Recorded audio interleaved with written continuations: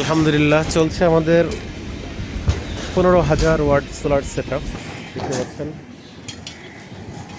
এটা হচ্ছে B6 শেলফনগরী কাঁচপুর ব্রিজের পরে আর কি। এখানে আমরা সোলার বসাচ্ছি, দেখতে পাচ্ছেন এই যে স্কোয়ার এর পাশে, কাঁচপুর ব্রিজের পাশে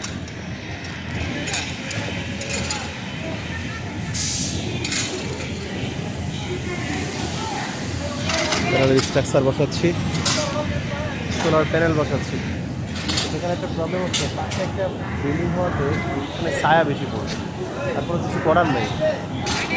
এটা হচ্ছে নেট মিটারিং করা হচ্ছে এখানে, অর্থাৎ দিনের বেলা যে বিদ্যুৎ তৈরি হবে যদি সেটা ব্যবহার না হয় তাহলে সরকারি গ্রিডে যুক্ত হবে এবং সেই টাকার হিসাব আপনি পকেটে ঢোকাতে পারবেন।